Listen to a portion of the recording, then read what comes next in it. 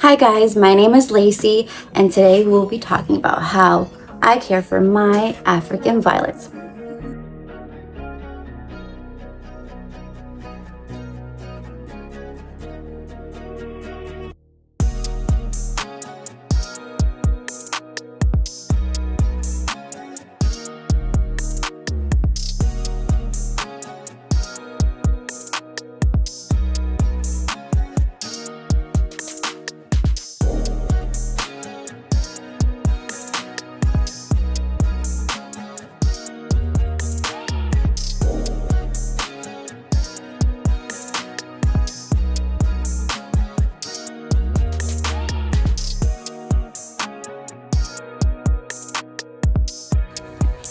All of my African violets are in self-watering pots, wick watered pots, and if you're going to go this route, you want to try to go with a synthetic cord such as nylon or acrylic.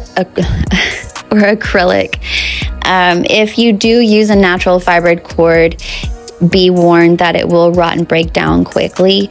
I do have some that I am using that kind of cord with.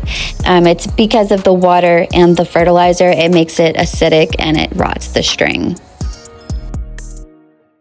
So getting into the pots, you can use jars, you can use pretty much anything. I've used solo cups, I've used plant pots that I got from other plants I purchased. You can you buy Costa Farms and you get these. I use these all the time to put African violets in when they get really big, like when their root systems get bigger and more mature. They do like to be slightly root bound. They do enjoy being root bound, but not overly root bound. I used to use like any jar, any pot that I could find when I first started doing the wick watering, because I didn't have any pots and I didn't want to buy any because I didn't know if I was going to like it or not.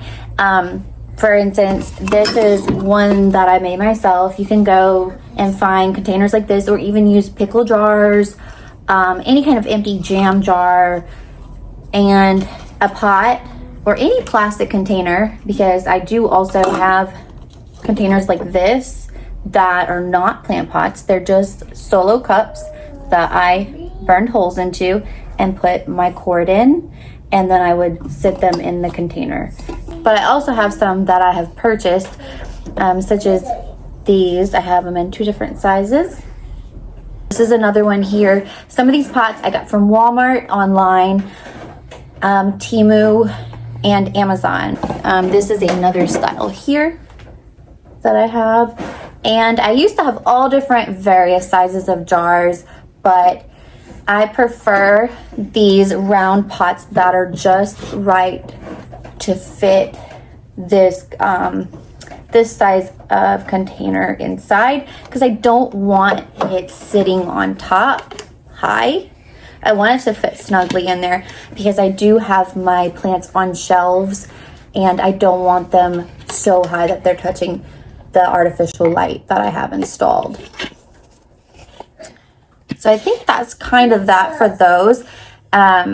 It's pretty straightforward and very easy to make your own pots, or to even come across some, if, like I said, Costa Farms. I keep every pot that I buy a plant, I keep every single container, and I reuse them, or I just stack them up in my outside storage. Another important thing when you're doing wick watering is using proper soil. Because the soil is going to stay wet all of the time, you need to make sure that there are enough chunky pieces, or so that there are air pockets, so that oxygen can reach the roots of your African violet. You need to use around 60 to 70% of perlite to 30 to 40% of peat moss, and mix it up. And when you're putting it into your pots, you don't want to pack it down. You want it to kind of just stay in there fluffy, because like I said, that soil is going to stay wet all the time, and those roots do need pockets of air so that they don't smother, they don't rot, and your plant doesn't succumb to crown rot. Another important thing when it comes to your African violets is lighting. You want bright light, but you do not want direct sun or hot sun. If you don't have artificial light, an east or north window is the best window you can use because you're going to get the right amount of sunlight. If it gets too hot, you're going to burn these leaves. You're going to damage your plant. You're going to kill your plant. And you don't want to put them in temperatures over 80 degrees and under 65. They do best in the house and out of direct sun, but you do want that bright light.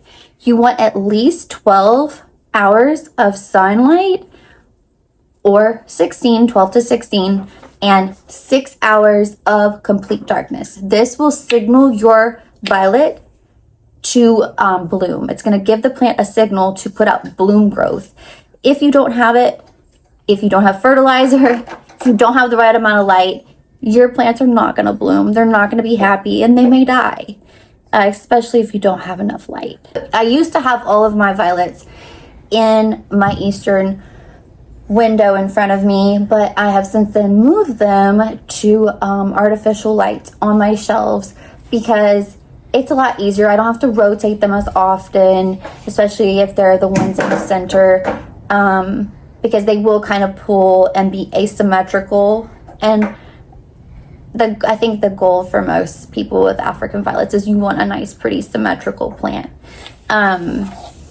So let me see. I want to show you guys the lights I put. If I can find them on Amazon, I will link them in the description, which should be in my history. They work for me. They're probably really nothing special, but they have worked for me for months now. So these are just like the lighting strips that I installed on each shelf here. And they're, like I said, they're really nothing special. They're just off of Amazon. Okay, now let's talk fertilizer. It is so important that you get the proper fertilizer for your African violets that maybe is specifically made for them. This one I have been using for years. It's by Schultz. It's the African Violet Plus food, and it works so good. I get it off of Amazon. It may have recently gone up in price. It used to be like $5. Sometimes you can catch it on a sale. This is the one I recommend. But there are many out there. I think you can even use the same fertilizer as Hoyas. So if you have Hoyas as well, I think they are interchangeable. But this is the one that I use, and I love it. And it is very important because African violets, it takes a lot of energy to put out those blooms, and that is the whole point of having your African violets. They bloom for so long, they're so beautiful, and you need all these perfect conditions to keep them healthy, happy, growing. So if you're gonna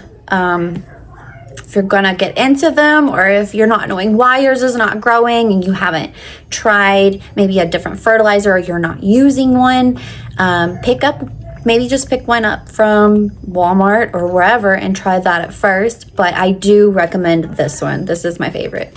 So I think I'm gonna wrap it up here. I think that is pretty much everything I feel that I do to ensure the health and beauty of my African violets. And if you have any questions, please let me know down below. Or if you have any tips that you would like to share with me, please do that as well. And I guess until next time, thanks for watching and bye.